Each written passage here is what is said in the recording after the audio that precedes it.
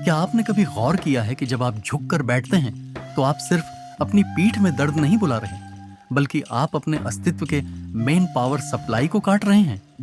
गरुड़ पुराण में एक बहुत ही रहस्यमयी चेतावनी दी गई है कि आत्मा का प्रकाश रियर की हड्डी यानी स्पाइन के रास्ते ही मस्तिष्क तक पहुंचता है।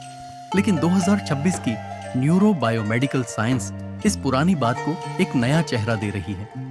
आपकी रियर की हड्डी महज हड्डियों का ढांचा नहीं है, ये आपके शरीर का high speed fibre optic cable cable है।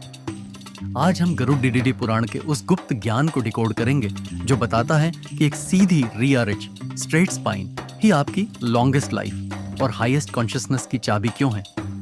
आज आप जानेंगे कि कैसे आपका पोस्चरल एरर आपकी सोल की फ्रीक्वेंसी को ब्लॉक कर रहा है। वीडियो को अंत तक देखिएगा, क्योंकि आज आप अपनी रियर एज को देखने का नजरिया बदल देंगे।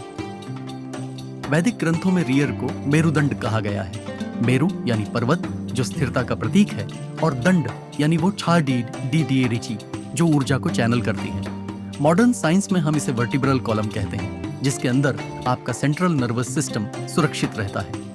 द अथॉरिटी फैक्ट, आपकी रीढ़ की हड्डी के अंदर सेरिब्रोस्पाइनल फ्लूइड CSF नाम का एक चमत्कारी द्रव बहता है। यह फ्लूइड आपके दिमाग को पोषण देता है, कचरा साफ करता है, और सबसे जरूरी, यह आपके नर्वस सिस्टम के इलेक्ट्रिकल सिग्नल्स को बढ़ाता है।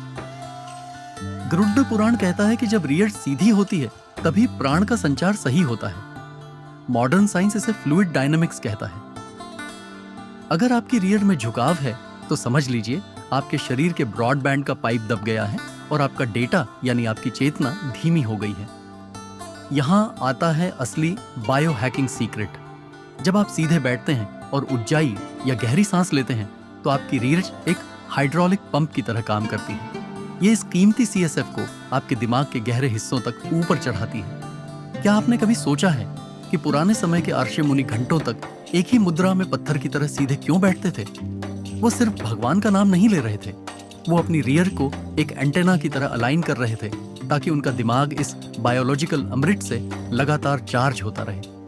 अगर आप दिन भर सोफे पर या डेस्क पर झुककर बैठते हैं तो आप इस अमृत को अपने दिमाग तक पहुंचने से रोक देते हैं। इसी कारण हमें ब्रेन फॉग, मेमोरी लॉस और दोपहर होते होते मेंटल बर्नआउट महसूस होने लगता है। गरुड़ पुराण में कायाकल्प का वर्णन है, जो शरीर को दोबारा युवा बनाने का विज्ञान है। इसका सबसे बड़ा आधार है स्पाइनल लॉन्जेविटी। लेटेस्ट रिसर्च बताती है कि हमारी रीढ़ के मन के वर्टिब्रे जब आपस में दबते हैं तो वे उन नसों को दबा देते हैं जो हमारे अंगों, ऑर्गन्स को आदेश भेजती हैं। अगर आपकी थोरैसिक स्पाइन झुकी हुई है तो आपके फेफड़े और दिल पूरी क्षमता से काम नहीं कर पाएंगे।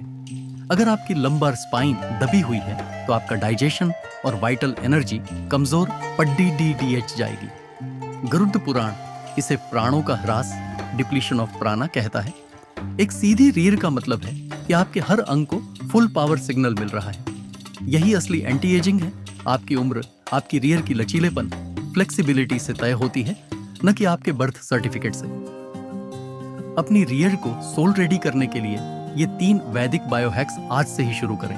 द एक्सियल एक्सटेंशन, दिन में कम से कम 10 बार कल्पना करें कि आपके सिर के ऊपर से एक सोने का धागा आपको ऊपर खींच रहा है। इसे ब्राह्मा नदी अलाइनमेंट कहते हैं। यह आपकी रीढ़ के बीच डीकम्प्रेशन पैदा करता है।